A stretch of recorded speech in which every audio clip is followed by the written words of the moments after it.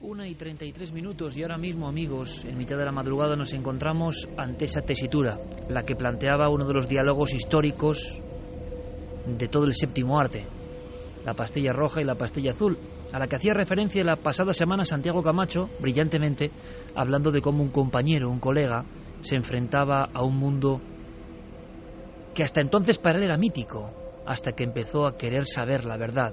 Sí, casi por accidente se había tragado la pastilla roja y parece que después de eso ya nunca hay vuelta atrás.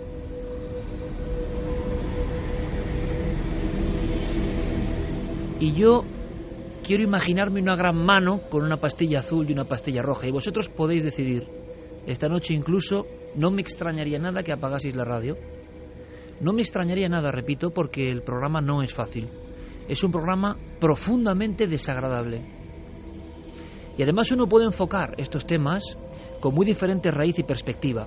Puede hacer un tema desagradable creyendo que con eso va a tener más audiencia. Craso error.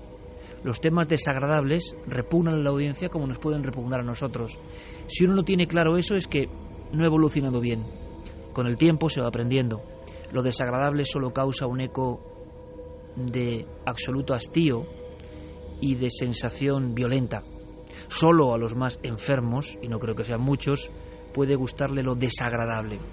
Aunque parece que también la sociedad de hoy, la sociedad que prefiere la pastilla azul, nos adormece constantemente con oleadas de información desagradable para que durmamos en ese cloroformo permanente, para que ya nada nos duela prácticamente, para que ver decapitaciones e imágenes terribles sea lo cotidiano. Uno puede enfocar un tema profundamente desagradable con otro objetivo, que es el de esta noche. Por eso, sinceramente, y esto es un tabú, ¿no?, un pecado para un comunicador, yo de verdad comprendo al que esta madrugada no quiere escuchar Milenio 3. Porque veréis, nosotros somos un programa que pretende ser luminoso. Nosotros somos un programa, componemos un equipo que pretende aprender siempre con vosotros. Somos un programa que pretende arrojar luz sobre algunos asuntos. Somos un programa que si alguna vez cometió ese pecado, porque todo el mundo ha estado explorando, se dio cuenta de que el miedo, el terror, lo desagradable, lo sangriento no sirve para nada porque sí, no es entretenimiento. Y si es entretenimiento, es un entretenimiento vano, banal, absurdo y que no conduce más que a la propia oscuridad. Llegó un momento en nuestra vida, en el aprendizaje, en que supimos que nos interesaban muchas otras cosas y nos interesaban más, y que a veces se podía hablar de la oscuridad con un objetivo diferente. A veces nos zambullimos en la ciénaga para identificar al enemigo, para saber que esto puede ser verdad, porque tampoco hacemos ningún favor al enemigo, a la semilla diabólica, como se le ha nominado incluso aquí, en este programa por parte del maestro Enrique de Vicente. No hacemos ningún favor, digo, si ponemos la mirada en otro lado. Tampoco queremos regodearnos, no queremos hacer un programa para morbosos, repito. Pero, ¿seríamos periodistas honestos si ante determinados casos que casi nadie quiere contar nosotros apartásemos la mirada? ¿Estarían contentas las víctimas? Tantas víctimas, niños y niñas, que han perdido sus vidas en manos de personas siguiendo ritos y cultos y con alma absolutamente oscura, podrida y satánica.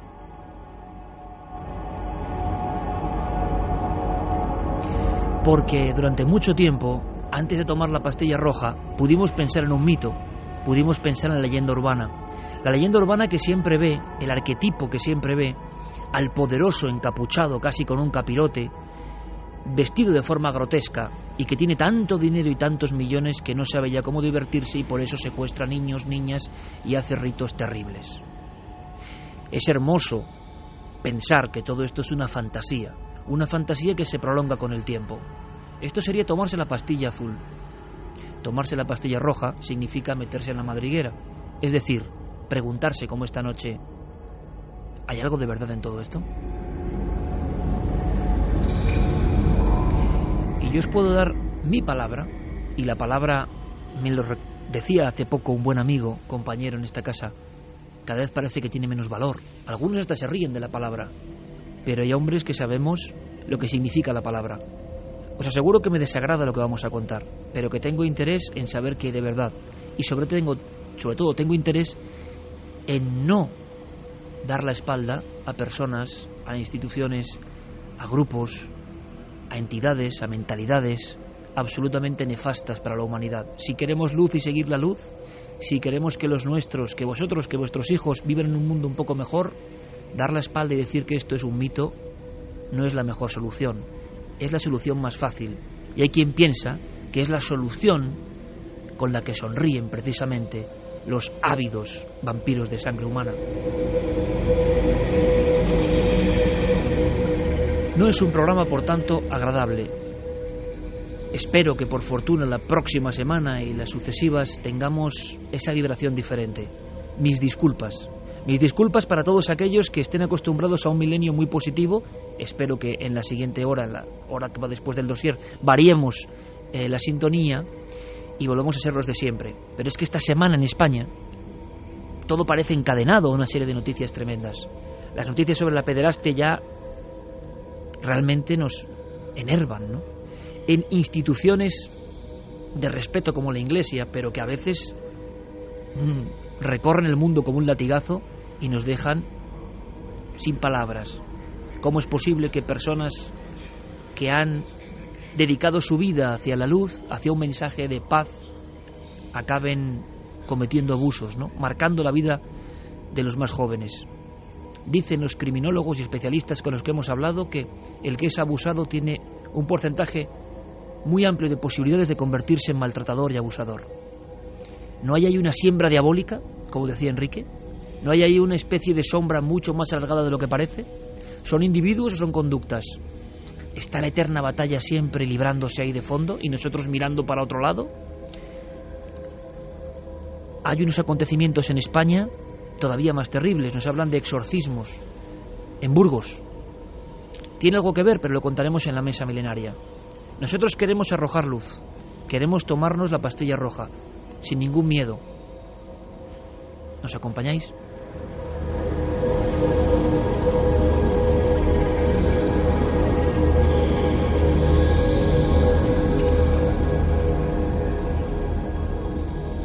Toda la actualidad en torno a nuestros programas en navedelmisterio.com, el portal hacia lo desconocido. Búscanos también por Nave del Misterio en Twitter, Facebook y Google+.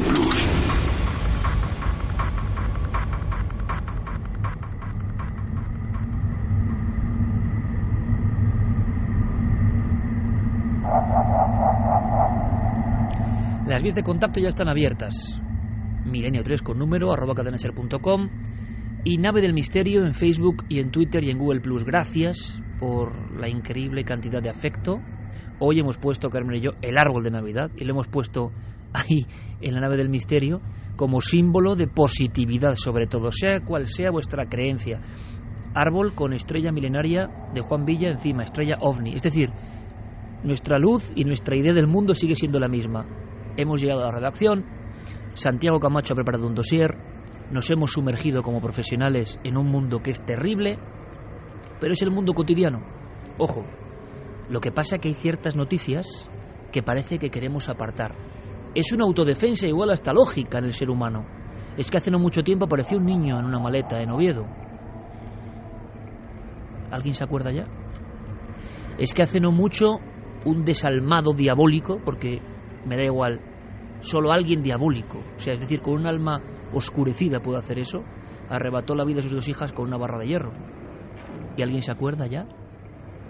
Pasan tantas cosas, bueno, la locura, la enajenación, sí.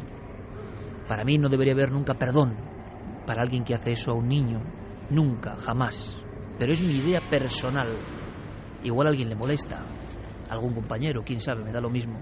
Es mi idea personal. Ahora bien, como investigador tengo que ir más allá. La locura espontánea es otra cosa. Quien articula un grupo y hace de eso un modus operandi buscando algo, ya está situándose como auténtico enemigo de los que queremos el bien. ¿Eso ha ocurrido? Bueno, la semana ha estado trufada de oscuridades.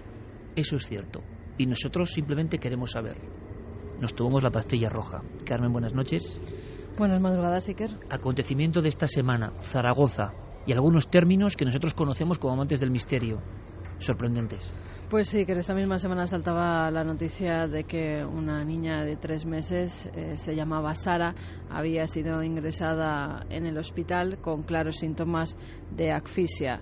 Al parecer, tras las primeras declaraciones que hace la madre, que se llama Ikram, una joven marroquí de 27 años, la policía se pone en alerta porque investigando se dan cuenta de que ya otro bebé que había tenido a los 3 meses de edad también, en este caso dijeron que había muerto de muerte súbita los médicos, pero cuando quisieron hacerle la autopsia, pues los padres se negaron, alegando que además era cuestión de religión. No sé hasta qué punto eso se puede hacer, porque consultando con algunos criminólogos me han dicho que en esas muertes súbitas, y más cuando se producen en casas, tienen que hacerle siempre a los bebés la autopsia. En este caso, al primero no se la hicieron, alegando eso, que era por cuestiones religiosas, pero ya en este caso vieron que la niña mostraba los mismos síntomas. Y no solo eso, sino que otra pequeña que tienen, que apenas tiene 2 años, también había sido ingresada en el hospital, había estado 1 mes, incluso habían puesto cámaras de vigilancia dentro de la habitación de la pequeña porque pensaban que los padres tenían algo que ver en esos síntomas, que eran vómitos, un color azul de la piel y que todo apuntaba a que alguien había intentado asfixiar a la pequeña. El término que mencionaba es Dijin, ¿no? Aparece en esta historia y nos sorprende, porque Dijin sería un poco el demonio, el genio del desierto en el mundo musulmán. Efectivamente, cuando se pone a hablar con una mediadora intercultural que al parecer conocía a la familia, pues esta madre solo habla marroquí, no habla español. Dice que era una cosa sabida, que en su casa estaba ejerciendo una influencia maligna, un dijin, un espíritu maligno, y que la madre tenía tanto pánico a que entrara en el cuerpo de sus bebés que normalmente lo que hacía era cerrarle los labios constantemente para que así el espíritu no pudiera adquirir el cuerpo de sus hijas. Hasta tal punto que la suegra se tuvo que ir a vivir a la casa porque pensaban que ya algo raro había en esa madre y en el trato con sus hijas. Pensaba que ese mal estaba pululando por el domicilio y que se iba a centrar sobre todo en las pequeñas, con lo cual no se sabe si por hacerlas un bien en su alocada cabeza las asfixió para que ese espíritu maligno no entrara en ellas, o porque pensaba verdaderamente que ellas contenían ya el espíritu maligno. Es lo que se está verificando. Lo que pasa que también se contradicen las declaraciones que ha tenido luego la madre delante del juez, diciendo que ella no recuerda nada y que ella no ha asesinado a sus hijas.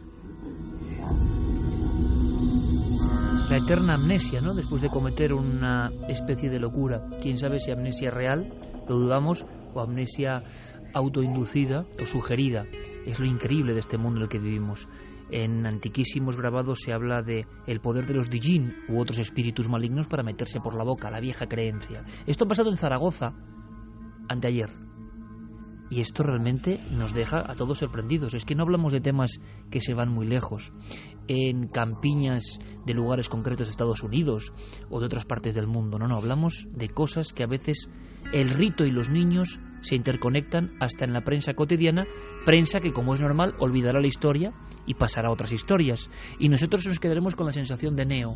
Hay algo que no encaja en todo esto. ¿Por qué hay personas que piensan desde siempre que los niños son una parte del rito? Clara, buenas noches. Muy buenas noches. Ejemplos. Vayamos a Brasil, por ejemplo.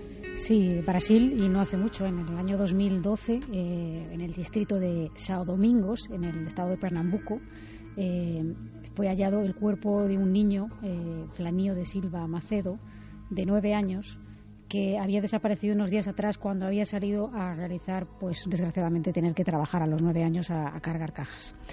El cuerpo estaba decapitado. Las 2 manos y los pies habían sido atados y presentaba señales de haber sufrido abusos sexuales. El cuerpo estaba en estado de descomposición y desnudo. La cabeza, Iker, estaba situada a 1 metro del cuerpo. Los dientes habían sido arrancados.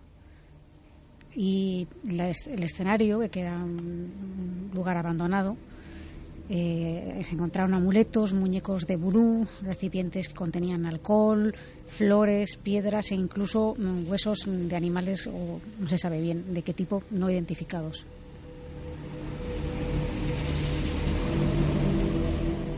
Posteriormente se supo que habían participado en este ritual 5 personas.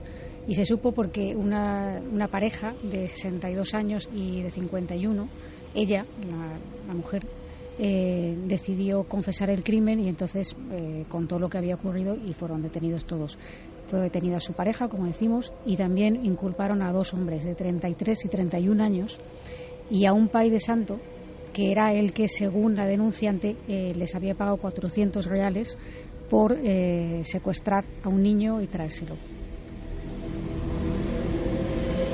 En este informativo de las sombras, hablando de cosas recientes, nos damos cuenta ya de otros factores. El niño, el secuestro, es decir, contra su voluntad, poderosos, sean de baja estofa o de alta sociedad. Lo vamos a descubrir esta noche en un tema tabú, un tema que yo creo, lo hablaba con Santiago Camacho, no se ha tocado jamás en la radio de esta forma, sinceramente, porque ha habido mucho temor. Vamos a tener muestras de ese temor en periodistas y compañeros muy reconocidos. Meterse aquí es como, sí, tomarse la pastilla roja, que se te caiga la venda de los ojos. Casi no queremos ni creer que pueda haber algo de esto. Pero algo organizado, algo estructurado. La gran pregunta, ¿y en España? ¿Pasa en todas partes menos en España? Acontecimientos de última hora, Carmen, elementos que parecen eslabones de una cadena que puede que no tengan nada que ver, pero que significan que esa pulsión que une niños con sangre, ritos, ocultismo, está permanentemente. Pues sí, en la India también ha ocurrido esta misma semana un ritual en el que un hombre secuestra, asesina y se come a un niño durante un ritual. ¿Qué pretendía? Pues pretendía conseguir poderes especiales. ¿Y para qué? Para luchar contra los fantasmas que eran los que guardaban un tesoro. Para eso dijeron que tenía que secuestrar a un niño, hacer un ritual con él después de unas oraciones. Lo que hizo fue matarle, sacarle los ojos y los riñones, los llevó hasta un templo hindú y esos órganos los cocinó allí y se los comió.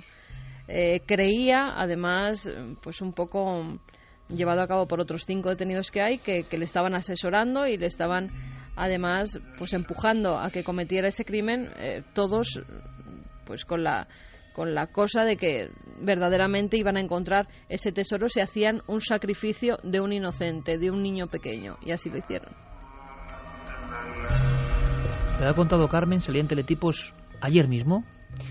Es decir, repito la sensación, yo sé que no es agradable y vuelvo a pedir disculpas. Depende de vosotros, queréis saber la verdad o no. Darle al play en el podcast a partir de mañana o bajar el dial de la vieja radio. Nosotros queremos saber. Lo que estamos viendo es que ningún continente se escapa de la creencia de que el niño puede proporcionar qué. Luego, claro, nos contará la simbología del niño en el rito ocultista. ¿Por qué? Y no olvidéis, siempre para que sepamos. La información, en este caso, puede ser nuestro único escudo. Nuestro único escudo. Porque reírse y decir que son tonterías no nos va a salvar de que esto siga ocurriendo. Con un poco de información, ¿qué se puede hacer? Bueno, eso lo hablaremos luego, pero por lo menos mejor es saber que esto no es una creencia de 4 locos. El mensaje que siempre se nos da es que son 4 locos. Y uno empieza a pensar si eso no es forma de tranquilizar, de no dar demasiadas pistas. Porque como vamos a ver esta noche, muchos casos terribles demostrados de investigación se toparon, lo decimos claramente, con una enorme mano negra que hizo que simplemente se dejase de investigar. Por si alguien puede pensar en cuestiones, la India, Brasil. Hemos empezado con España y un caso de esta semana. Terminamos brevísimamente con Italia, la vieja Europa, la culta Europa.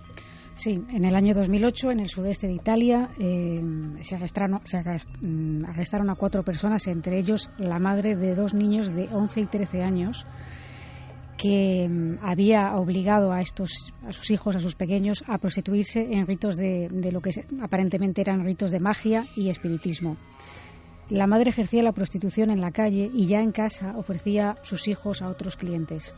Las sospechas saltaron 2 años antes, en 2006, pero no fue hasta 2 años después cuando se detuvo a esta mujer y a los otros participantes.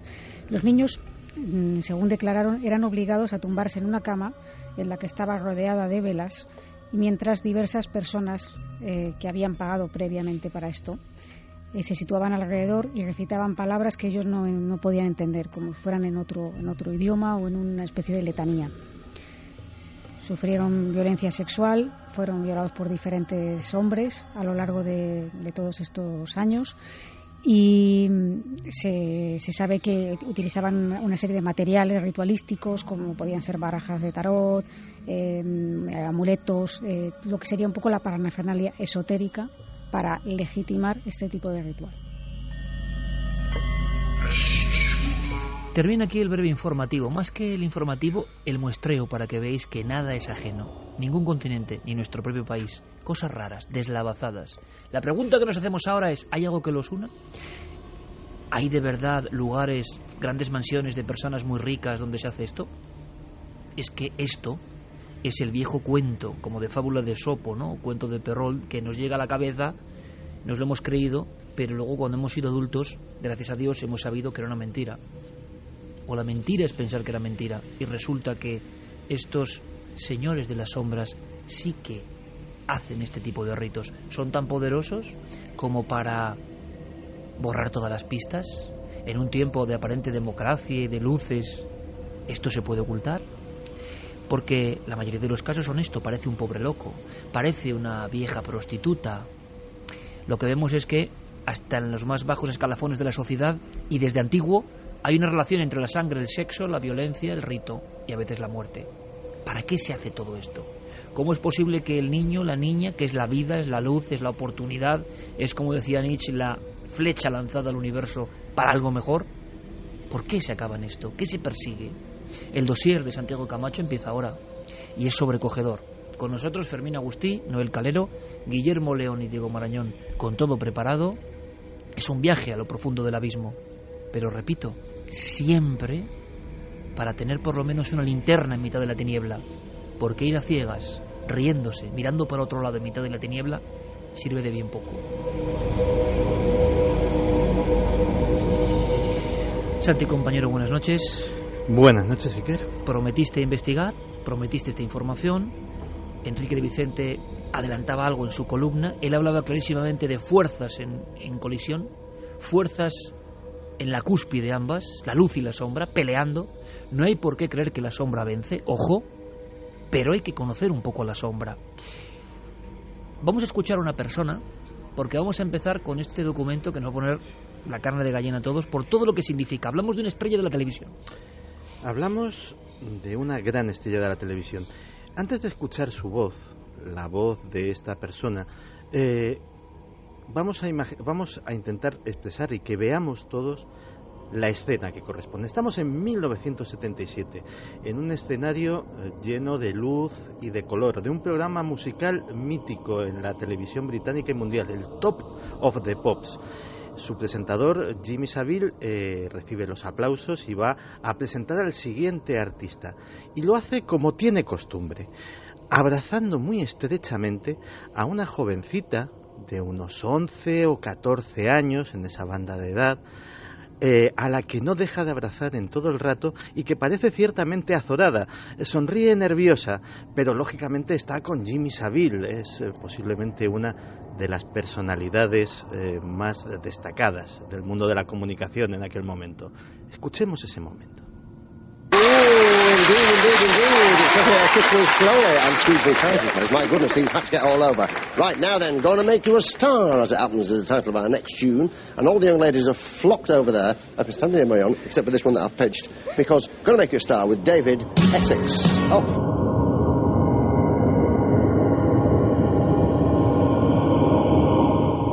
Y efectivamente empezaba a cantar David Essex, un cantante de moda. Lo que esa chica no sabía, lo que no sabía ninguno de los espectadores, lo que supongo que no sabía el artista al que había invitado, es que Jimmy Savile era un monstruo. Jimmy Savile, caballero de la Orden del Imperio Británico, nombrado por sus muchos méritos por la reina Isabel de Inglaterra, era posiblemente la personalidad mediática más importante de la BBC durante casi 40 años. fue el presentador del Top of the Pops, y ese programa musical era todo en un mundo en el que la música rock y el pop en Inglaterra eran una de las mayores industrias nacionales. Por allí pasaron los Beatles, los Rolling Stones, pero Jimmy Savile podía decidir si un artista era encumbrado o con una mala crítica, o simplemente ignorándolo, no llevándolo a su programa, podía hundir una carrera musical. Podía convertir a una chica normal de cualquier barrio en una estrella de cine, simplemente llevándola como invitada a su programa. Podía convertirla en una modelo, podía convertirla en una estrella de la canción. Su poder era inmenso, era una personalidad enormemente rica. De hecho, no solamente presentaba el Top of the Pops, sino que presentaba además una serie de programas, todos ellos dirigidos a un público infantil y juvenil. Lo que se supo mucho más tarde, después de su muerte, era por qué le interesaba tanto ese público.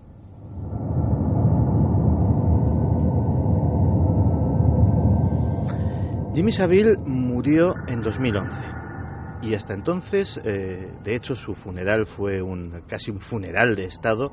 Miles de personas acudieron a llorarle porque era una personalidad querida en el Reino Unido, y sin embargo poco después empezaron a aflorar los casos. Primero tímidamente, primero con incredulidad, pero Scotland Yard empezó a investigar y a comprobar que lo que estaban diciendo aquellas personas era cierto. ¿Y qué decían? Pues que cuando eran niños, a lo largo de 40 años de carrera de Jimmy Savile, cuando ellos tenían entre 4 y 16 años, esa era la banda de sus víctimas, habían sido abusados por esta persona. Es más, en algunos casos era simplemente una cuestión de abusos sexuales, como podría ser cualquier otro pedófilo, pero en otros casos la cosa adquiría tintes especialmente terribles. Por ejemplo, en uno de los diarios británicos aparecía la historia de Paula. Paula es a día de hoy una mujer de 50 años. Es una mujer de 50 años que en los últimos 40 no ha podido dormir una noche entera.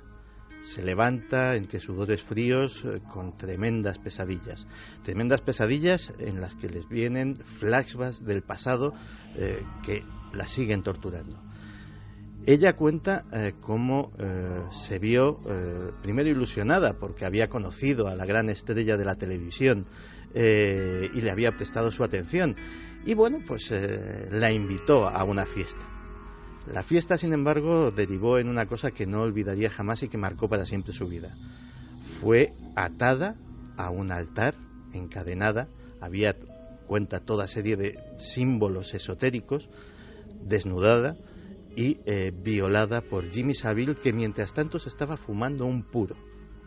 Todavía dice que recuerda el hedor de aquel cigarro y que cada vez que puede oler el aroma de un cigarro puro siente náuseas y ganas de vomitar. Lo peor era que no estaban solos.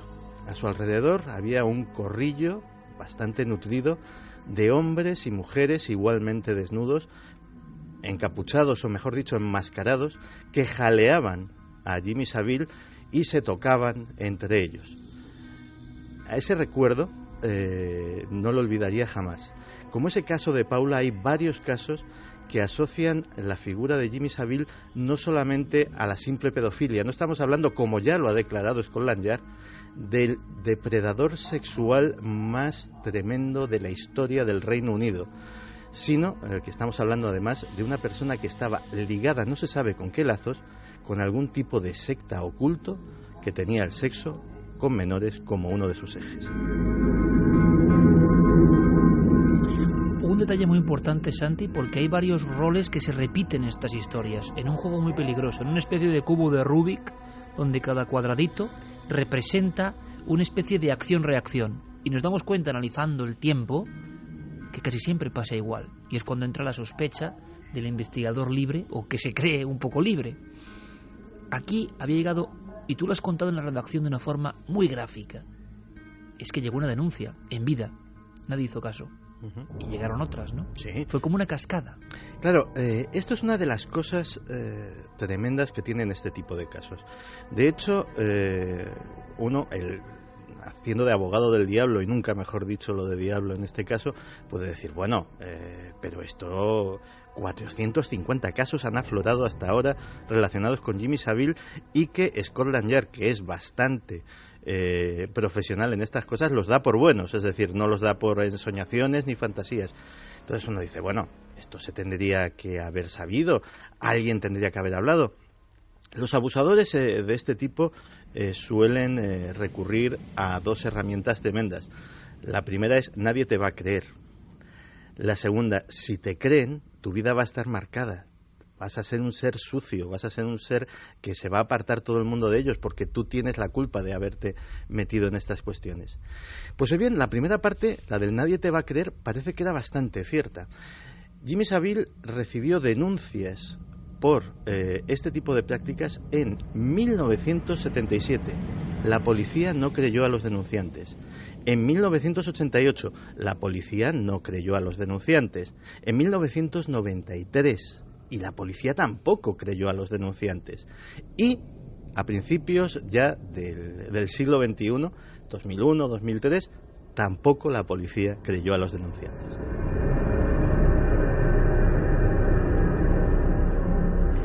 Nuestra misión y nuestro compromiso, lo hemos comentado en muchas ocasiones, sobre todo en los últimos tiempos, es despertar. El concepto de despertar no es ser más culto que nadie, ni más inteligente, ni más listo, ni más guapo. Simplemente tomar conciencia de todo esto que ocurre en un mundo donde la información va tan rápido que a veces no nos enteramos de las claves.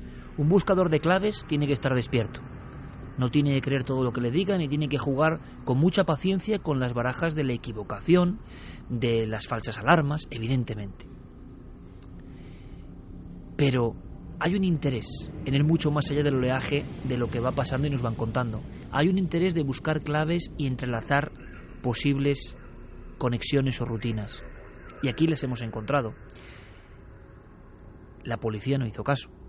Uno puede lanzar la pregunta esta noche a las 2:04 en la cadena SER. Se está hablando, por tanto, de que en algunos casos, según sean las personalidades implicadas, hay manos negras que desvían la información. Es raro porque precisamente en nuestro país estamos viendo cómo personajes muy importantes y muy encumbrados cumplen, ¿no?, con la ley, por muy dura que sea, pero eso ocurre siempre y en estos casos. ¿Y qué símbolos esotéricos son esos? No queremos hacer un programa, ni lo estamos haciendo, de pedofilia, que es un tema muy desgraciado y muy terrible, sino cuando ésta se une al rito, a un rito que busca ¿qué? Solo placer, solo depravación, solo poder, solo secreto compartido. ¿Qué hay detrás de todo esto? Y sobre todo, ¿por qué viene desde la más remota antigüedad? Otro elemento, Santiago Camacho ha dicho fantasías, alucinaciones, sueños. Siempre la ciencia ha hablado de que estos casos eran mito porque había mucho de fantasía y memoria falsa. Son dos términos que esta noche también tenemos que aprender con todos vosotros. Una institución mundial en la criminología, como es el profesor de la Universidad de Valencia, Vicente Garrido, el gran perfilador español, una eminencia en la materia y miembro, podemos decirlo, ¿no?, de este equipo desde hace muchos años, nos habla de la sorpresa, ¿no?, para los propios criminólogos, cuando de repente la pastilla roja actúa y aquello que pensábamos, que creíamos pensar, que queríamos pensar que era un mito, se convierte en datos concretos. Vicente Garrido. En el caso de Jimmy Savile y otra gente con poder que tiene capacidad para pagar con silencio, pagar el dinero, ¿verdad?, el silencio de muchas víctimas, o simplemente el desconocimiento que pueden tener cuando los padres o responsables, cuando se piensa simplemente que se está haciendo pruebas o casting para sus hijos. Por una parte la ambición, por otra parte el protagonismo de esta persona, su imagen social de gente respetable. Todo esto puede contribuir a que no se sepa. Y finalmente, si estas personas, como el caso de Jimmy Savile y otros, pues gozan de una situación privilegiada frente a algunos estamentos policiales, por desgracia, o aquellos que están participando en la investigación, puede derivar a través de dinero e influencias a que esto no se conozca.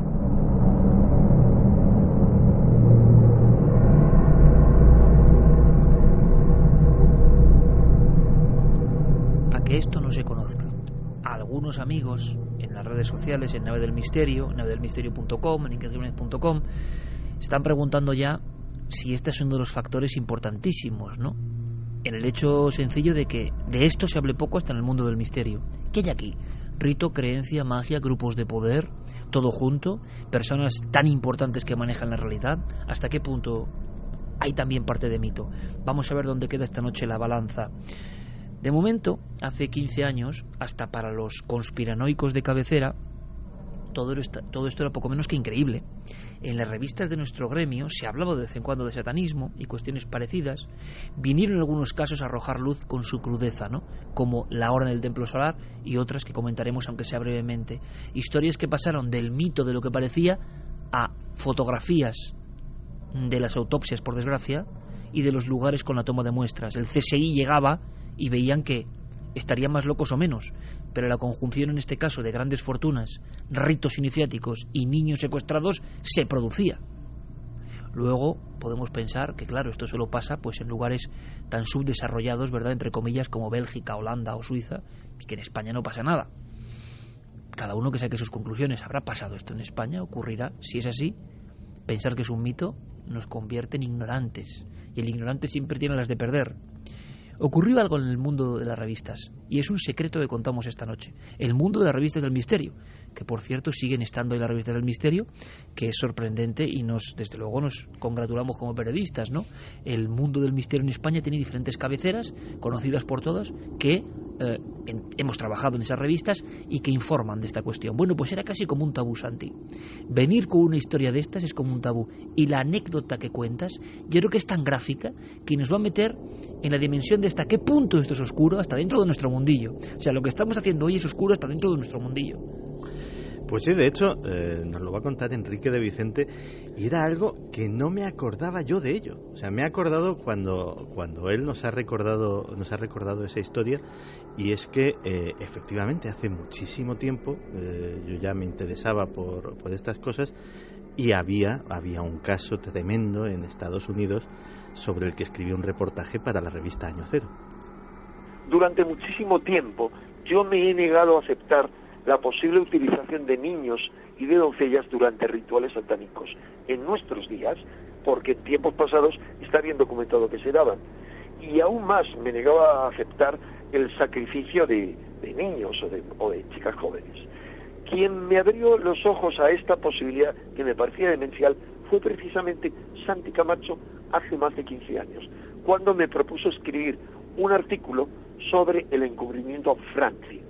Ese era un turbio asunto en el que estaría implicado el club de Ak-Sar-Ben, una supuesta sociedad secreta de Nebraska, en la que participarían las personalidades más prominentes de Omaha, incluidos importantes políticos republicanos, algunos muy próximos a la familia Bush, y que realizaban orgías con muchachas jóvenes secuestradas, algunas de las cuales desaparecieron y supuestamente fueron asesinadas. Esta historia que me contaba Santi Camacho me pareció tan inaceptable y tan peligrosa que me negué a publicarla. Ahora ya no pienso así.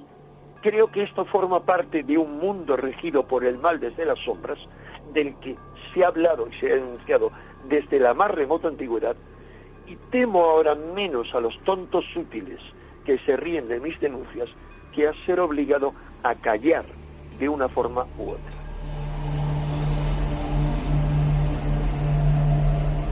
Pues a las 2:11 de esta noche han pasado más de 15 años de aquel reportaje que tanto sorprendió a Enrique de Vicente, hombre que se sorprende de pocas cosas, pero en aquel momento la información era demasiado fuerte. Era como darle verosimilitud a una cosa que parecía mítica, que casi por salud mental nos parece mítica. La organización de estos grupos. Santi lanzaba, 15 años después, la pregunta sería ¿dónde están sus investigaciones? Si estaba en esos términos, ¿dónde están ahora? Hay una palabra que lanzó la semana pasada Santi como un término, casi como anzuelo, para que estemos todos muy atentos. Dossier Dickens sería la última historia que tiene que ver con todo esto. Tiene que ver con todo esto y enlaza de nuevo con el infame Jimmy Savile.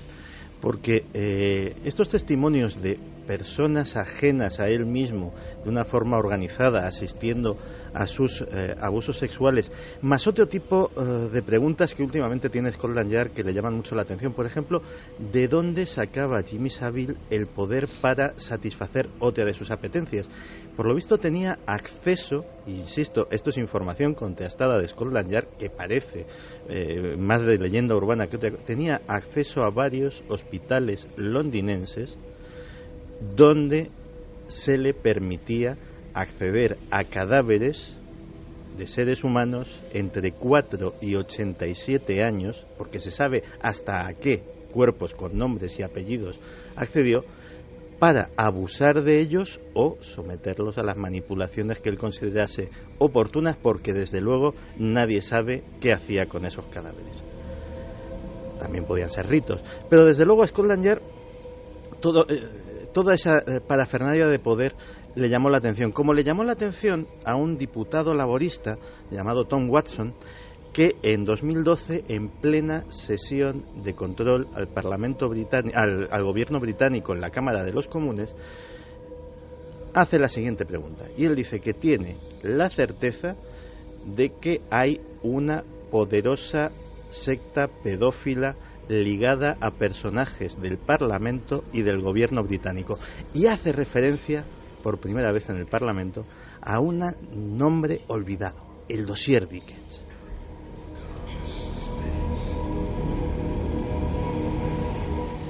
En 1983, Geoffrey Dickens era otro parlamentario británico que estaba muy preocupado por este tipo de hechos y realizó una serie de 114 informes sobre diversas actividades pedófilas, ocultistas, ocultisto-pedófilas, etcétera, etcétera, que estaban llevando a cabo parlamentarios, funcionarios de policía, jueces, personajes del establishment y de la nobleza británica, miembros del gobierno, y eso lo presentó ante el que entonces era el ministro del Interior, Leon Brittan.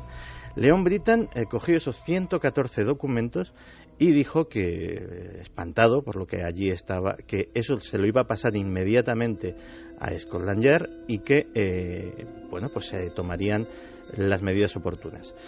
Unos años después, Geoffrey Dickens murió con la certeza de que aquello había caído absolutamente en saco roto. De hecho, en los archivos de Scotland Yard no figura la entrada de ese documento. Sin embargo, el antiguo ministro del Interior ha sido interrogado y efectivamente ha admitido que aquello existía y que tiene que estar en algún sitio. Pues bien, ahora mismo en la biblioteca de la Universidad de Oxford se supone que en algún sitio, en alguna de centenares y centenares de cajas de documentos todavía sin clasificar, se encuentra una copia del dossier Dickens. Funcionarios de Scotland Yard están investigando en esa biblioteca para encontrar ese documento, que David Cameron, hasta ahí ha llegado la importancia de este asunto. El primer ministro británico ha prometido que va a llegar hasta el fondo de este asunto. Pues bien, si todo lo que se cree sobre el dossier Dickens es cierto, lo de Jimmy Savile va a ser un auténtico chiste comparado con cómo va a sacudirse la sociedad británica con las revelaciones y los nombres que contiene ese dossier.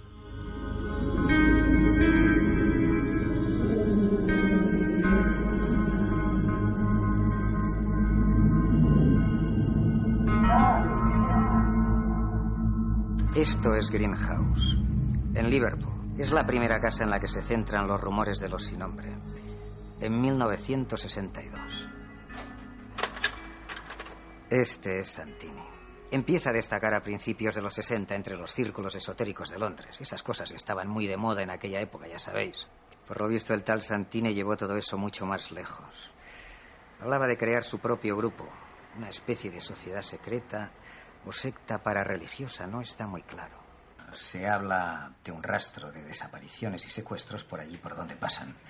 Siempre en lugares distintos para no ser descubiertos. Si una niña cayese en manos de esa gente, ¿para qué la podrían querer? Mutilación, tortura, la práctica del horror como camino de la purificación, el sacramento de la atrocidad final. Sería algo así como la síntesis del mal absoluto. Un acto de barbarie tan monstruoso que les haría alcanzar un nivel superior de conciencia, como una llave a una dimensión elevada, de poder, de placer, todo sin límite. Una fórmula distinta de santidad. Al final todo es lo mismo. Los extremos se acaban tocando. 2 y 17 en este dossier sobre rituales, niños y sangre, por desgracia, pero que está ocurriendo. Son documentos que debéis conocer para que luego, si queréis, sigáis investigando. Vuestras opiniones en las vías de contacto, Carmen, en este instante. Pues vamos con algunos de los mensajes que nos hacían llegar nuestros oyentes. Charlotte Díaz dice: como antropóloga puedo decir que muchos utilizan esos rituales culturales, entre comillas nos lo pone, para justificar su locura. Saludos desde Guatemala. Mariposa delirante: nadie sabe lo que esos niños tienen que vivir el resto de su vida con eso encima. Jordi Espinós: cuando el dinero ya lo ha comprado todo, te ofrecen participar en este tipo de ritos y orgías. Mario Leonardo: esto es un tema serio y que no tiene control ninguno. Son muchos los acosadores y que luego encima no tienen condena. Rafa Campos: hacer estas cosas a cualquier persona está mal, pero hacerlas con niños no tiene nombre. Esta gente no tendría que vivir. Sonia Fernández: Jimmy Savile era un depredador sexual, llegó a abusar, entre otros, de niños y ancianos hospitalizados, tal y como nos decía Santi. Paula Usó: esta noche Milenio 3 está tratando realidades tristes y oscuras. Es bueno conocerlo y que se tome conciencia. También nos dice Pedro Abeja: desde que nacieron mis sobrinos hoy estoy hipersensibilizado con estos temas. Opino como Iker, no tienen perdón. Aiden dice: volvemos al hombre del saco.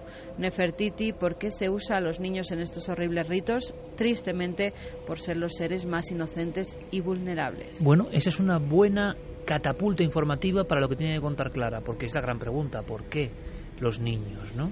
¿Por qué víctimas desde el principio de los tiempos? Luego haremos un poco de historia, Clara, aunque sea en flashes. A nivel del ocultismo, de esto el ocultismo desde luego de locura, de oscuridad, lo decía muy bien este corte de la película de Los sin nombre, ¿no? Alcanzar otra dimensión no por la vía de lo luminoso, lo positivo, lo auténticamente trascendente, sino con lo denso, lo oscuro, lo primario, lo animal en el mal sentido, ¿no? De lo animal, lo absolutamente desgarrador. Pero muchos han creído en esta vía y algunos filtran con esta vía, lo convierten en logos, en tonterías, como si fuera casi snob. Los que de verdad creen en esto no tienen compasión, por lo que parece. ¿Qué busca el ocultismo desde la antigüedad en el niño, Clara? Yo creo que para contestar a esto, primero tenemos que entender qué simboliza el niño en diferentes credos, ¿no? En credos no ocultistas, como por ejemplo en el Evangelio, sin ir más lejos, ¿no? Mateo nos dice, por ejemplo: si no llegáis a ser como niños pequeños, no entraréis en el reino de los cielos. Que es una frase llena de significado profundísimo. Profundísimo, sí. Lucas hace un poco de incisión en esto, ¿no? Y dice: el que no reciba el reino de Dios como un niño pequeño, no entrará en él. ¿Qué se nos está diciendo? Pues se nos está diciendo que la infancia es igual a inocencia, como ha explicado una de nuestras oyentes, ¿no? Es el estado anterior a que cometamos la falta que nos convierte en pecadores. Y, por tanto, significa simplicidad y espontaneidad. Pero, por ejemplo, en el taoísmo tenemos también a grandes pensadores, como Xuanzé, que dice: a pesar de vuestra avanzada edad tenéis el frescor de un niño.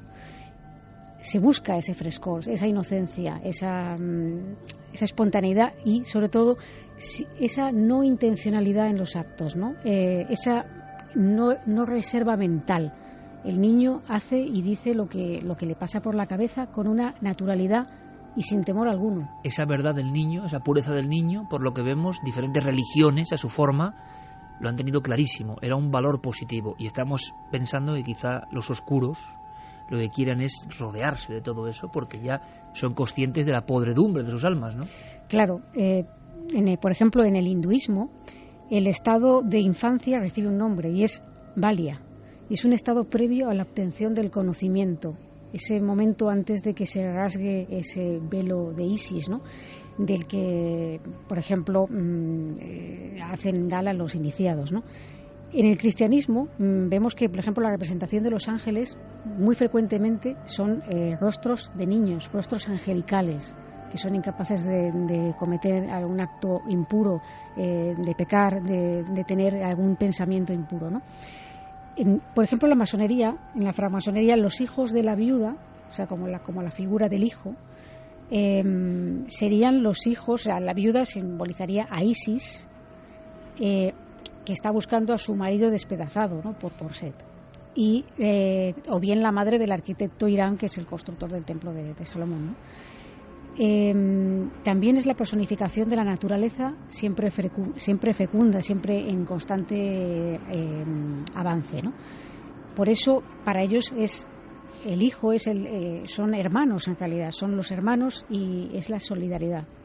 Entonces, si entendemos que la figura del sacrificio es igual a un intercambio que se realiza o bien con la energía creadora o la energía espiritual y siempre para obtener algo a cambio, cuanto más preciado sea lo que sacrificamos, cuanto más valioso sea, mayor recompensa vamos a recibir a cambio, ¿no? En esta especie de trueque. Por eso tiene varios significados el sacrificio. Por una parte está los sacrificios por expiación, por purificación, por apaciguar a los dioses también, o incluso por la forma de implorar algo, ¿no? Pedir algo con vehemencia. Entonces, yo creo que viendo estos simbolismos nos queda claro que hay una parte de los rituales que lo que quieres conseguir esa inocencia que has perdido, pero ¿en base a qué? Y por otra parte también nos está hablando de que esa pureza es lo más preciado que se puede ofrecer en ese intercambio. Y yo creo que de ahí está un poco el conflicto de, por supuesto, malentender todas estas buenas acciones, estas buenas palabras y estas buenas cualidades que se le presupone a los niños, que lo tienen porque son así, para satisfacer otra serie de necesidades. Hasta hace prácticamente nada, Santiago, los investigadores de la mente, de la criminología, los psiquiatras, descartaban muchos de estos casos de niños que decían haber sido abusados en un altar, con símbolos extraños, niños que no habían sido asesinados, que podían contarlo, con un concepto que era memoria falsa. Bueno, no hasta hace nada, sigue siendo el dogma, sigue siendo la opinión mayoritaria que la inmensa mayoría de los adultos, con el caso de los niños ya es más complicado porque generalmente el niño no tiene, por su propia inocencia obviamente, no tiene capacidad para fantasear con según qué escenas, con lo cual si un niño de corta edad te cuenta datos muy gráficos de un tipo de ceremonia o de un tipo de actividad que solo puede conocer un adulto sexualmente desarrollado, pues lógicamente es muy poco probable que esté mintiendo. Pero en el caso de los adultos que relatan, que se declaran supervivientes de este tipo de abusos rituales y que relatan cosas de su infancia, se estableció una corriente en la psicología que decía que todo esto eran simplemente fantasías y había un término que era el síndrome de memoria falsa. Simplemente que en determinadas situaciones traumáticas, en estados que se llaman disociativos, pues el cerebro cubría los huecos con escenas y situaciones completamente fabuladas. Nos lo explica el doctor Gaon. El que existan síntomas o sensación de haber sido abusado y tener memorias falsas no está reñido con que haya habido abusos también en otros sujetos. Yo me he encontrado, la verdad, con también muchos de estos síntomas en los que las personas no era capaz de precisar, en los que muchas veces parecía más bien una fantasía. Pero claro, ello a su vez no puede excluir los casos reales.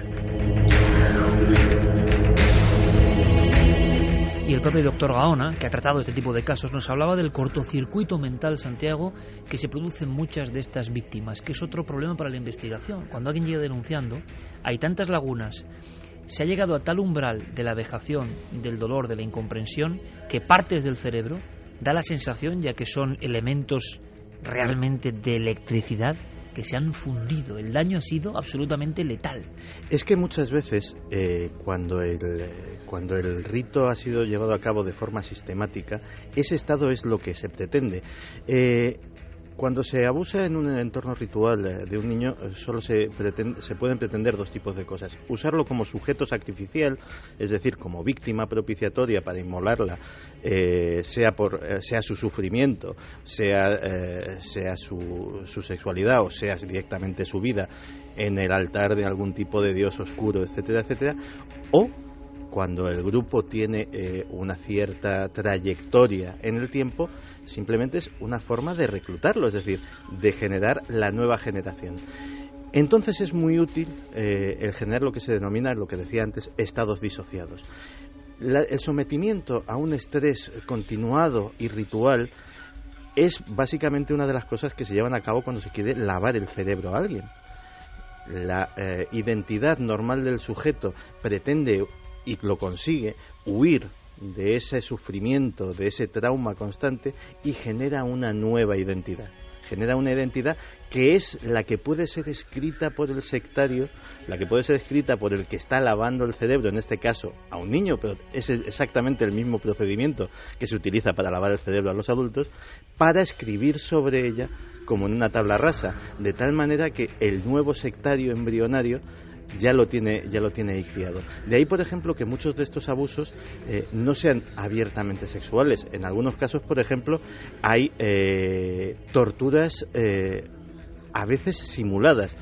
Uno de los casos más crueles, aunque no tenía apenas daño físico, de los que me he estado documentando, se lo contaba a Clara hace un rato, era que uno de estos niños abusados era atado a una silla al lado de la cual había un cuchillo de importantes dimensiones bañado en lo que parecía sangre, y se le vendaban los ojos. El torturador lo que hacía era arañarle con la punta de una aguja para que el niño creyera que estaba siendo cortado, que estaba siendo descuartizado por ese cuchillo tremendo que había visto, provocándole un sufrimiento y un trauma tremendo del que luego era aliviado al ver que no le había pasado absolutamente nada. Pues bien, ese tobogán mental es precisamente lo que lleva a una persona a anular por completo su identidad y ponerse en manos de ese ser todopoderoso que es el torturador. Los trastornos disociativos suelen ocurrir cuando la persona, digámoslo así, no es capaz de soportar la realidad. En ese instante hace un corte, un verdadero apagón de entrada del resto de los sentidos y entra en un estado disociativo en el que su mente, su conciencia se aparta de esa realidad, ¿no? Por ejemplo, cuando una persona es violada, es un claro ejemplo de un trastorno disociativo relacionado con un trauma. Se ha venido hablando en los últimos tiempos de casos en el corazón de Europa, además en Europa más rica, cosa que nos sorprende. El Reino Unido, Holanda, Bélgica, sociedades perfectamente estructuradas, con un nivel de libertades importantes, con unos niveles de bienestar social que ya quisiéramos soñar, y de pronto, en estos lugares tan apacibles, que parecen pinturas flamencas todavía hoy, ¿verdad?, empiezan a surgir casos que sabemos que no son mito. Por eso sorprende todavía hoy el trato despectivo a estos supuestos grupúsculos, supuestos iniciados. Yo mismo he sido, lo reconozco, muy crítico con esta idea de los poderosos. Hay tal temor a los poderosos, hay tal temor a los que tienen dinero, como si los empresarios, los que tienen dinero, fueran los enemigos de la sociedad. Bueno, pues hay esa idea muy metida, que por algún sentido también se ha metido, ¿no? Estos, como tienen tanto dinero y son tan poderosos, seguro que hacen cosas muy malas. Habrá de todo. Uno piensa, qué absurdo sería meterse en camisa de 11 varas cuando alguien precisamente tiene más o menos una vida resuelta y estructurada. Santiago nos lo contaba, y los casos también. Resulta que el rito con niños no escapa de ningún condicionamiento social. Personas casi sin nada para comer han hecho ritos con niños. Pero ¿y los poderosos, por tanto? Seguro que no escapan de esta posibilidad. La idea de los que ya están de vuelta de todo, los que han conseguido todos los placeres y quieren algo más, una vuelta de tuerca en el sadismo interno que todos podemos despertar, si nos dejamos llevar por el tobogán de las pasiones desatadas. Y eso, claro, prende porque es muy fácil de creer. Ahora, ¿ha ocurrido? Pues sí, parece que hay casos. Vamos con uno muy nebuloso y otro que fue demostrado, para que veáis en dos caras, en plenos Países Bajos, lo que llegó a pasar y lo que llegó a confirmar la policía. Y vosotros os debéis hacer la pregunta siguiente: ¿esto solo va a ser ahí? ¿O resulta que en otros países que estamos más alejados, incluso, o menos acostumbrados a conocer la verdad hasta de los temas más espinosos, no hemos llegado a investigar, no se quiere investigar? Porque es curioso que en ciertos países haya estos dosieres, estas investigaciones, y en el nuestro haya tan pocos, por ejemplo, ¿no? Lo que vamos a escuchar, ¿qué es? Clara, parece que se acusan las más altas esferas del Estado y nosotros, por supuesto, no podemos decir ni esta boca es mía. Repito, caso 1 es un caso no demostrado, pero uno de esos que salen con filtraciones. Luego veremos otro absolutamente, por desgracia, demostrado.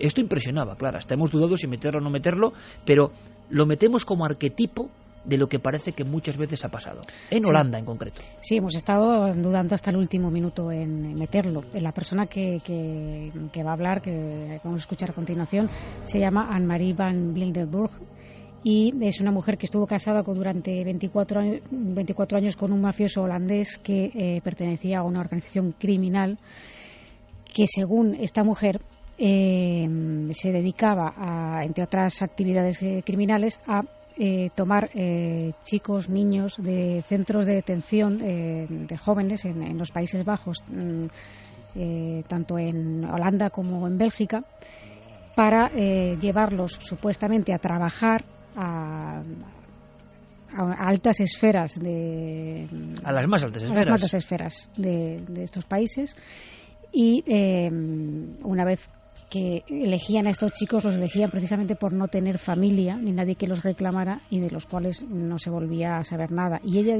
afirma haber estado presente en esas reuniones. Son gargantas profundas que de pronto salen contando algo. Se les puede creer o no. En este momento, en la sociedad de la información, pueden dar su mensaje. Como siempre, pueden ser creídos o no, pueden ser exageraciones o no. Pero es dramático lo que cuentan, sobre todo por la escenografía. Clara, has dicho otra cosa que es clave. Los niños que no tienen padres, que no tienen nadie que les tutele, esos parece que son las víctimas en casi todos los casos que hemos ido persiguiendo por Europa, también en otros continentes, ¿no? Es más fácil hacer desaparecer a alguien que no va a ser prácticamente buscado. Pero escuchad, amigos, la fuerza de este testimonio y luego opinéis, por supuesto, con libertad.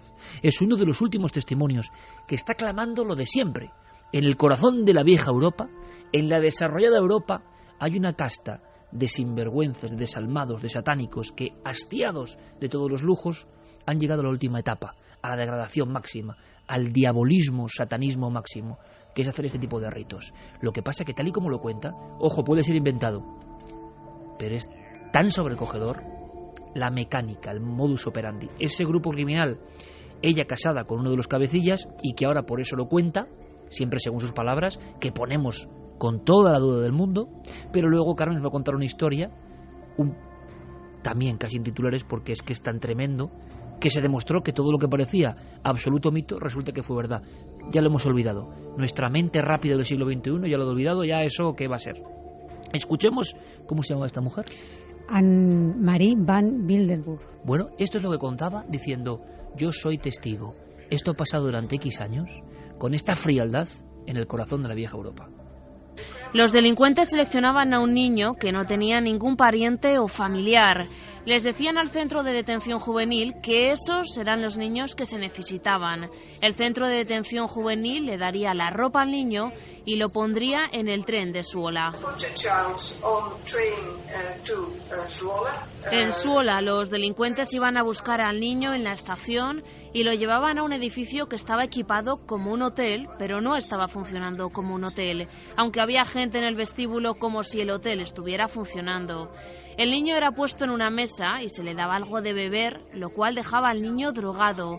Al lado de ese hotel se encontraba un edificio donde todo se llevaba a cabo. The performance should take place. Ese todo, Clara, según siempre es de testimonio particular, que era... Pues primero los violaban y después los asesinaban para finalmente conducirlos a diferentes fosas comunes donde ella ha denunciado, y lo que ella se queja es que bueno, le podrán creer o no, pero por lo menos si ya está dando lugares concretos, que lo investiguen a ver si están esos cuerpos ahí. Porque lo que hablaba es la mano negra o el muro o la imposibilidad de ir más allá. Las víctimas son propiciatorias, como muchas veces ocurre, nadie las busca. ¿Qué pasó en Bélgica? ¿Qué pasó cuando de repente la policía sí que encontró las pruebas? Pues que hubo un escándalo que duró X en los años 90. Enrique de Vicente nos recuerda algo sobre un nombre que para los que seguimos el misterio fue el primer aldabonazo. Caramba, mucho antes de las historias, por ejemplo, de Alejandro Amenábar con Tesis, y que todos nos quedáramos sobrecogidos con la idea de que había perturbados, repito, diabólicos, ¿no? Porque esto sí que ser diabólicos, se crean en el diablo, me da igual, diabólico en el alma, de grabar las muertes de personas, ¿no? Y la ritualística que hacían. Bueno, pues resulta que la Orden del Templo Solar nos dejó a todos helados. Volvimos a comprender, nos tomamos la pastilla roja, Santiago, de que resulta que eso eran documentos policiales, no cuentos ni fábulas. Enrique nos lo recuerda. Pero hay algunos casos que prueban palpablemente la relación entre crímenes pedófilos y prácticas rituales o satánicas.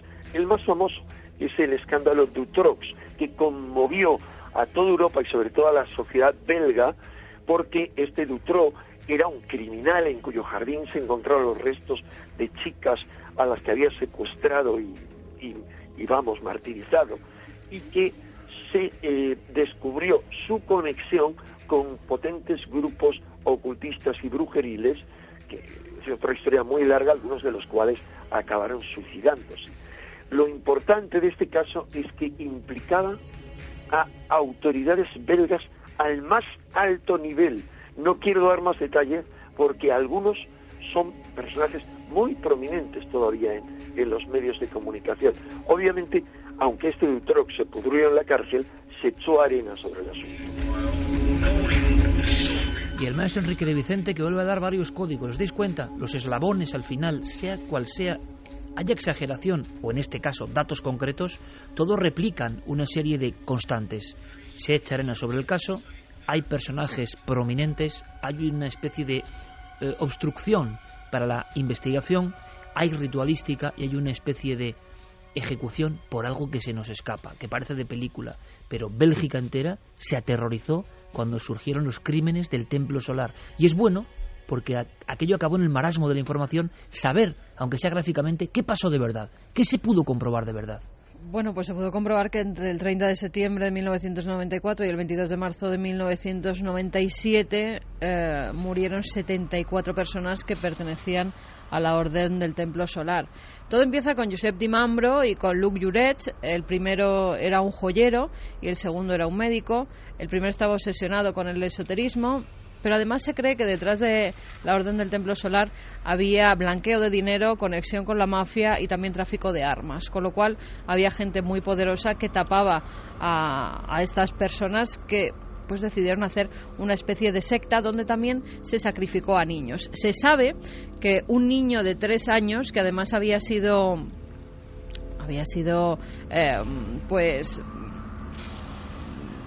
concebido dentro de la propia secta, fue secuestrado porque los padres habían decidido salirse de este grupo sectario, fue secuestrado y ante un altar y ante los demás miembros de la Orden del Templo Solar fue acuchillado en diversas ocasiones. Después lo fueron también sus padres, a los cuales se encontró también muertos.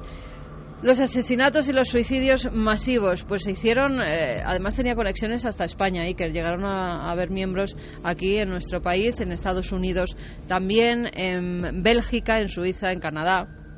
Lo que se encuentra la policía en esos suicidios, en octubre de 1994, por ejemplo, en el chalet propiedad de Di Mambro, es a ese bebé, al cual además, después interrogados, los miembros de esa secta decían que lo tuvieron que matar porque lo consideraban el anticristo, con lo cual hicieron toda una parafernalia satánica, demoníaca, para acabar con ese ser. Entre otras cosas, estos líderes sectarios no dejaban a las parejas del Templo Solar tener hijos nada más que cuando ellos lo decían, y esos niños pasaban a formar parte de su propio séquito, no eran ya de los padres, ni siquiera los podían educar los padres, tenían que ser ellos quienes educaran a esos pequeños que nacían dentro de la secta, o sea, que los tenían controlados desde que nacían. Algunos ni siquiera estaban registrados en los registros oficiales donde se debe dar de alta a un niño cuando viene al mundo.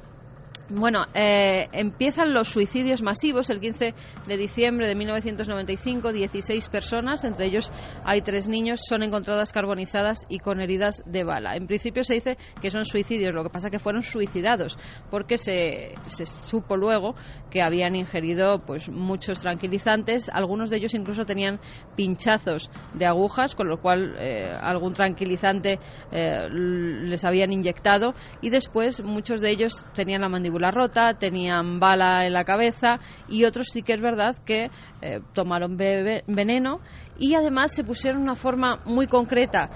Algunos estaban los primeros que se encontraron, entre ellos los 2 líderes, estaban en un círculo dentro de una sala completamente roja que era donde se hacían los rituales. Otros, en cambio, estaban con forma de estrella. Todos creían que iban a viajar a Sirio, que era la estrella donde pretendían salvarse. y además la mayoría de ellos, fíjate, la mayoría de los sectarios eran gente de poder, era gente con mucho dinero que había dado todo lo que tenían a estos líderes. Esta es la gran pregunta final del dossier. Esto se sabe que es verdad, esto no es ningún mito. 74 personas y muchos de ellos niños, con ritos por en medio.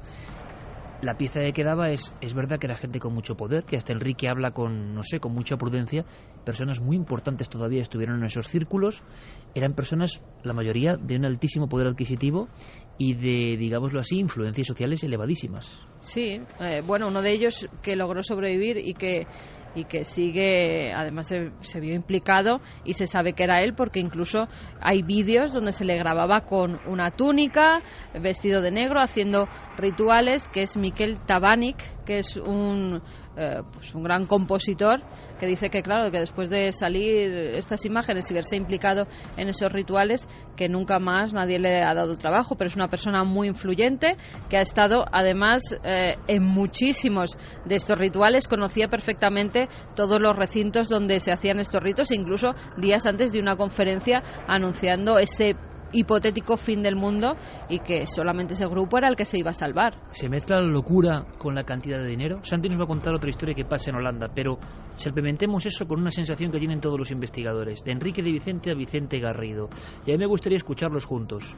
Cuando uno se pone a investigar, bien sea desde el punto de vista del misterio, desde el punto de vista de la criminología o desde el punto de vista de la ciencia forense, se encuentra con una especial densidad que impide que muchos datos salgan a la luz. ¿Cómo es posible que haya personas implicadas en todo esto que estén libres ahora mismo?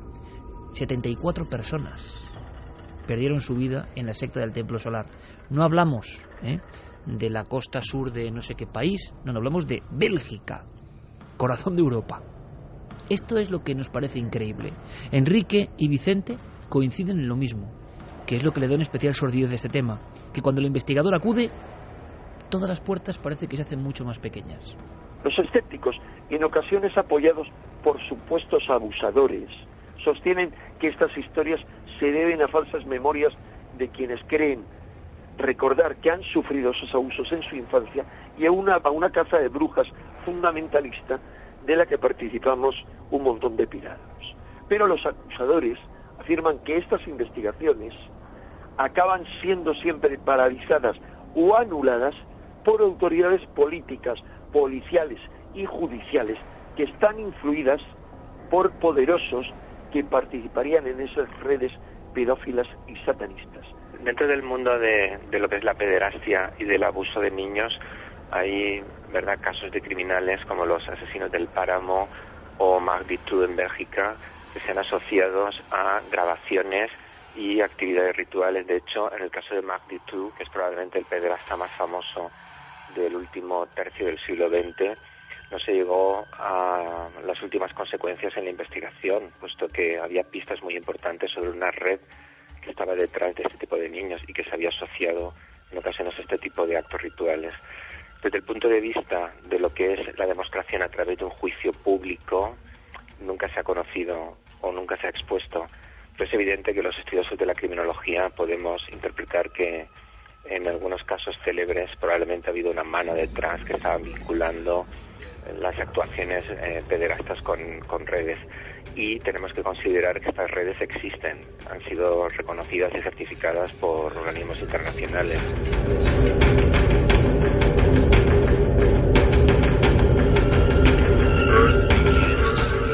Mira, claro que sí. No. Es horrible, ¿verdad? Por favor. Mira, o te arrancaré los párpados. Dios te salve, María. Para eso nunca ha ayudado a nadie. Por favor, llévate lo que quieras. Eso, suplica. ¿Ellos a ti te suplicaron? No pude contenerme, no pude. Por favor, tienes que entenderlo. Yo tampoco puedo contenerme. Pero nunca podría hacer eso con niños, no como tú. Niños, jamás. Nunca. ¿Por qué? Por principios. Era Dexter, el ejecutor de asesinos, ¿no? Santi, Holanda, la gran pregunta, aunque sea muy brevemente, Holanda nos cuentas para que veamos si ocurre en Holanda, cada uno que saque sus conclusiones. La gran pregunta que se hace todo nuestro público es: ¿y España? Pero cuéntanos ese caso de Holanda que sí que se demostró y confirmó. Sí, de hecho, el caso de Eude Pekela es posiblemente, de todos estos días de documentación, del que menos voy a contar, del que más sé y del que peor sensación me he llevado. Hay cosas. Pero claro, cuando te metes en el trampolín y te tiras, nos ha pasado muchas veces, podemos arrojar información, pero cada uno saque su conclusión, ¿no? Pero luego uno se queda con ese fango por encima, sí. Tardas días en quitártelo, ¿eh? Hay testimonios que he leído de este caso, testimonios de los niños que preferirían hay cosas que preferirían no saber. De hecho, el tema del cuchillo procede de este caso. En 1987, en Oude Pekela, que es un pueblo de Holanda de unos 8.000 habitantes, empezó a suceder algo extraño por todo el pueblo. Los niños entre 4 y 11 años empezaron a mostrar comportamientos extraños: pesadillas, terrores nocturnos, insomnio, mojar la cama, comportamientos poco habituales, pérdida de apetito, hasta que empezó a tirarse del hilo y se averiguó lo que pasaba. Hubo un caso que afectó a más de 70 niños. 70 niños que contaban cosas, como decía antes, cuando el testigo es un adulto, siempre puedes decir, bueno, ha fantaseado o añadido. Cuando el testigo es un niño de 5 años, hay determinadas cosas absolutamente inenarrables que no puede saber de ninguna de las maneras si no las ha experimentado. Los casos de Oude Pekela el gobierno holandés tuvo que destacar a un pequeño ejército de psicólogos para dar apoyo y para averiguar qué sacaban de los niños. Los psicólogos, acostumbrados a escuchar prácticamente de todo y a ser ellos los que daban soporte moral a la gente en condiciones difíciles, acababan llorando, acababan con crisis nerviosas. Los psicólogos, ante los testimonios que estaban escuchando. Para describir por encima, y sin entrar en ningún tipo de detalles, qué era lo que sucedía, todos hablaban de un payaso. Un payaso que recorría las calles de la ciudad y iba atrayendo a los niños con sus globos, con sus risas, con sus bromas. Luego los introducía en una furgoneta y lo siguiente que sabían los niños es que estaban en un lugar desconocido donde un grupo de adultos enmascarados los torturaba, abusaba de ellos de formas... abusaba de ellos. Había cánticos, había sacrificios de animales y después de lo que solo puede ser descrito como una ordalía, como una experiencia atroz, sería atroz para un adulto, o sea, dejémoslo ahí, pues se les administraba una dosis de rohypnol para que olvidasen buena parte de lo que habían experimentado, y se les liberaba bajo la amenaza de: si dices algo, mataremos a tus padres. 70 niños. No hubo ni una sola detención, ni una sola pista, ni del payaso, ni del lugar, ni de los adultos enmascarados que abusaban de los niños. La imagen de un payaso vagando por un bucólico paraje neerlandés, ¿no? Buscando niños. Y sobre todo la impotencia, la impunidad aparente. Hay dos formas de pasar por esto. Lo decíamos, en mitad del túnel en el que estamos todos, porque es la vida, con sus luces y sus sombras, ignorándolo y riéndose, o conociendo. Solo conociendo algo de esto podemos combatir al enemigo, porque hay de quien piense que no hay enemigo aquí, ¿no? Hay una posición ante la vida, a favor de la luz o a favor de la sombra, y mucha gente a favor de la luz, alguna a favor de la sombra, por desgracia. Tengo que preguntártelo, Santi, España, tu opinión personal quizá después de tantos años de investigación. Pues hombre, algo ha habido que se sepa. De hecho, está el caso de la secta Edelweiss, en el cual pues había en un entorno... ¿Para ti sería de lo confirmado judicialmente? De lo confirmado 100%, de lo que no puede ser negado absolutamente por nadie, posiblemente lo más evidente. Es decir, estamos hablando de una secta que mezclaba un popurrí de cosas muy heterogéneas, desde los ovnis a las doctrinas neonazis, pasando por otra serie de cosas, donde la homosexualidad y algunos ritos de sangre, no de muerte, pero sí de autolesionarse con cuchillos y ese tipo de cosas, sí formaban parte de lo que se hacía también con chavales de entre 8 y 11 años, es decir, estamos hablando también de niños. Después está el caso que todos tenemos en la mente, Alcácer. Eso es la gran incógnita. Que fue un poco el templo solar español, pero que nunca se acabó de demostrar judicialmente. Hay personas que aseguran que hubo ese silencio también que impera todavía hoy, ¿no?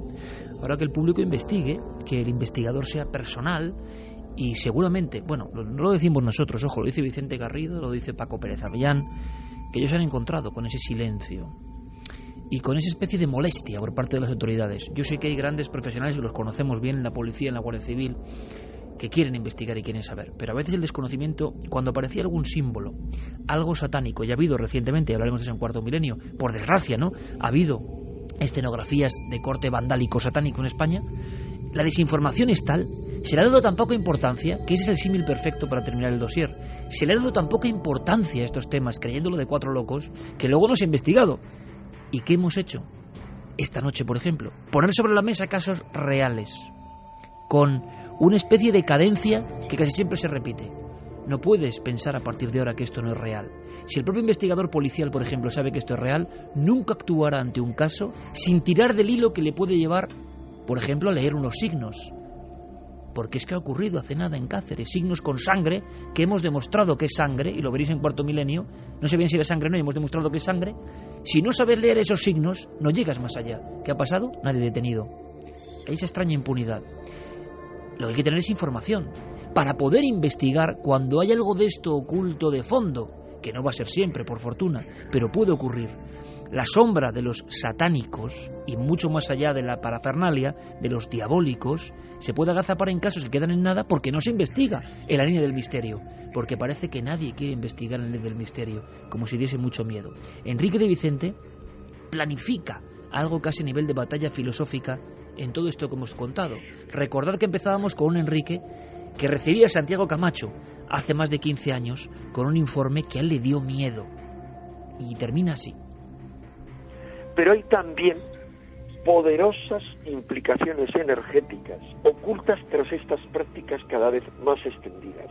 Para unos pocos que realizan estas prácticas de forma consciente y, según gente como David Icke, para los seres diabólicos que supuestamente poseen u obsesionan a los pedófilos, los sufrimientos y los traumas que estos provocan a los inocentes que son violados por ellos se convierten en una jugosa fuente de energía psíquica con la que se alimentan, como nosotros lo hacemos con los animales, estos con los vegetales y los vegetales con el reino mineral. Santi, brevísimo, para terminar en este rito, podíamos ir a Grecia, a Roma, a los cartagineses, a las culturas andinas, a todos los pueblos han tenido otro tipo de rituales. ¿Qué pueden buscar los poderosos, entre comillas, o no poderosos, que hacen esto que hemos contado en este dossier concretamente? ¿Qué pueden buscar, en tu opinión, al vejar, al matar incluso a lo más inocente que es un niño? En tu opinión, después de haber investigado.